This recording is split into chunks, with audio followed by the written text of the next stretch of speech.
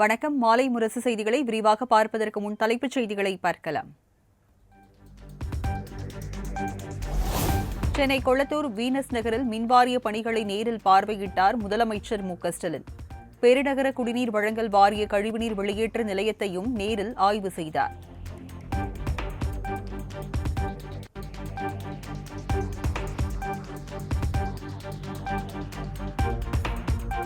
கோவை மாநகராட்சி திமுக மேயர் வேட்பாளராக ரங்கநாயகி அறிவிப்பு. கோவை மாநகராட்சி மேயராக இருந்த கல்பனா ராஜினாமா செய்ததை அடுத்து நாளை புதிய மேயர் தேர்வு.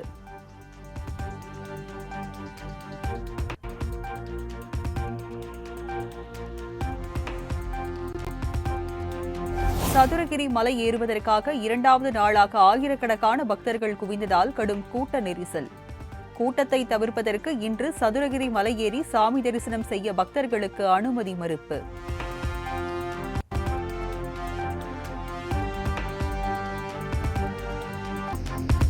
சென்னையில் ஆபரண தங்கத்தின் விலை சவரனுக்கு 160 ரூபாய் உயர்ந்து 51,760க்கு விற்பனை. 1 கிராம் தங்கம் 6,470க்கு விற்பனை செய்யப்படுகிறது.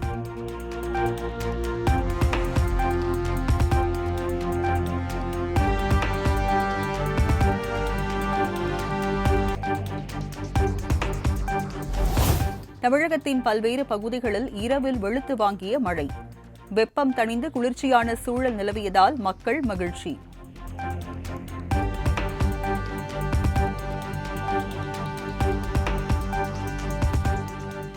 சென்னையில் கிண்டி, வடபழனி, ஈக்காடு தாங்கல், அண்ணா சாலை, 1000 விளக்கு உள்ளிட்ட பகுதியில் நீடித்து வரும் கனமழை.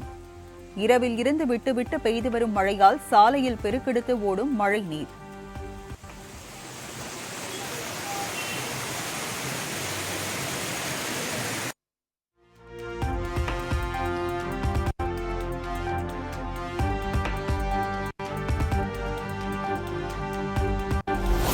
தமிழ்நாட்டில் கடந்த 24 மணி நேரத்தில் அதிகபட்சமாக நெய்வேலியில் 11.6 சென்டிமீட்டர் மழை பதிவு.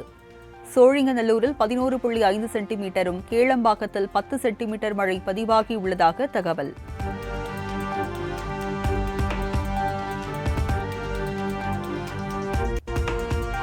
நீர்பிடிப்பு பகுதிகளில் பெய்த கனமழையின் காரணமாக செம்பரம்பாக்கம் ஏரிக்கு நீர்வரத்து 577 கன அடியாக அதிகரிப்பு. செம்பரம்பாக்கம் ஏரியில் இருந்து சென்னை மக்களின் குடிநீர் தேவைக்காக வினாடிக்கு 109 கன அடி நீர் திறப்பு.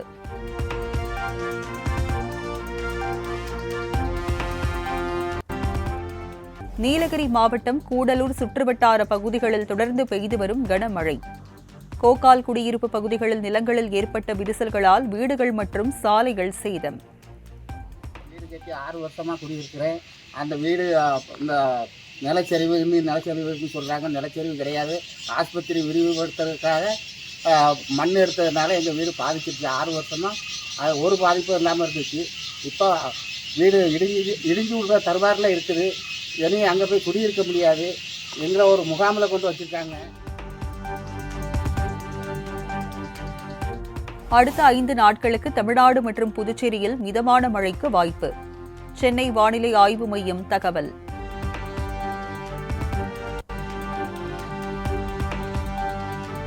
சென்னை புனித ஜார்ஜ் கோட்டை கொத்தளத்தில் சுதந்திர தின ஒத்திகை நிகழ்ச்சி. கமாண்டோ படை, குதிரைப்படை, பெண் காவலர்கள் உள்ளிட்ட 7 படைப்பிரிவினர் பங்கேற்பு.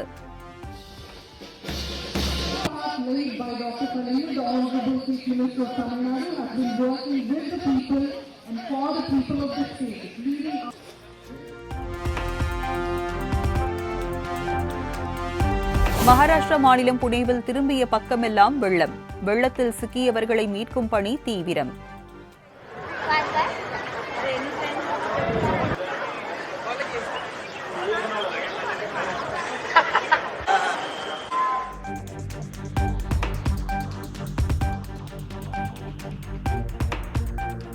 மூன்று நாடுகளுக்கு அரசுமுறை பயணமாக புறப்பட்டார் குடியரசுத் தலைவர் திரௌபதி முர்மு.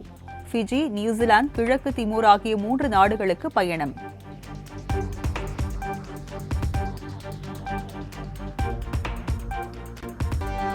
பாரிஸ் ஒலிம்பிக்கில் பிரிட்டன் அணியுடன் நடைபெற்ற ஹாக்கி அரையிறுதிப் போட்டியில் இந்திய வீரர் அமித் ரோஹிதாஸுக்கு ரெட் கார்டு வழங்கப்பட்ட விவகாரம்.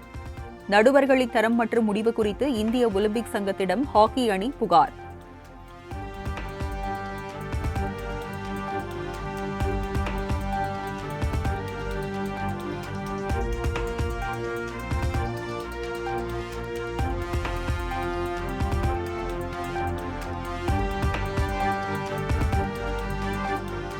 சென்னையில் சுதந்திர தின அணிவகுப்பு ஒத்திகைக்காக போக்குவரத்து மாற்றம். காமராஜர் சாலை, ராஜாஜி சாலை, கொடிமரச் சாலை உள்ளிட்ட சாலைகளில் வாகனங்கள் செல்ல தடை.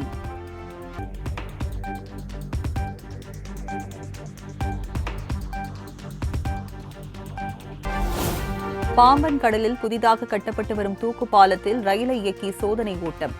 வரும் அக்டோபரில் பயன்பாட்டிற்கு வரும் என ரயில்வே அதிகாரிகள் தகவல்.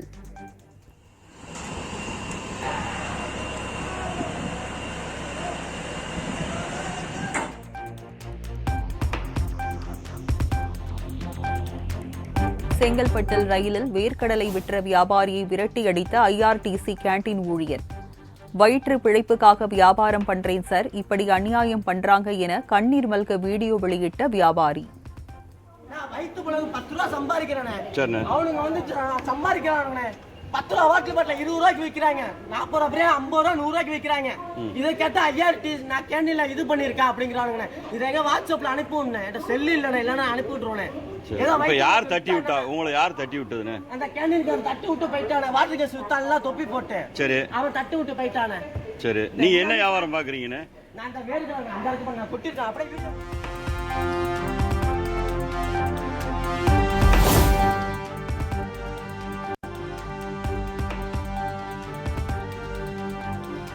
நாகர்கோவில் நெல்லை 1-to-1 அரசு குளிர்சாதன பேருந்தில் பயணச்சீட்டு கட்டணத்தில் வித்தியாசம். பைபாஸ் வழி செல்வதற்காக 3 ரூபாய் கூடுதலாக வசூலிப்பதாக பயணி குற்றச்சாட்டு. ஏசி பேருந்து இல்லை ஊரில் செல்லுகிற பேருந்து என்ன சொல்லி 2 வகையாக நீ பிரிச்சிருக்கிறாங்க.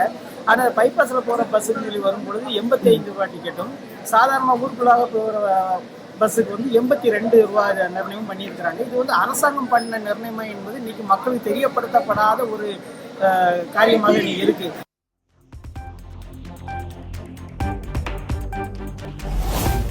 பாரிஸ் ஒலிம்பிக் டென்னிஸ் ஆடவர் ஒற்றையர் பிரிவில் ஜோகோவிச் முதல் தங்கம் வென்று சாதனை.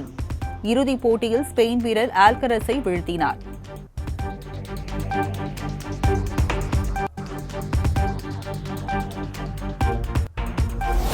பாரிஸ் ஒலிம்பிக் 100 மீட்டர் ஓட்டப்பந்தயத்தில் தங்கப்பதக்கம் வென்று அசத்திய அமெரிக்க வீரர் நோஹா லைலிஸ் 9.784 வினாடிகளில் இலக்கை அடைந்து முதலிடம் பிடித்து அபாரம்.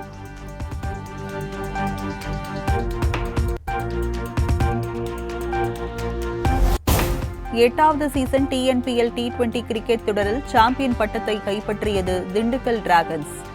6 விக்கெட்டுகள் வித்தியாசத்தில் கோவை அணியை வீழ்த்தி மகுடம் சூடியது.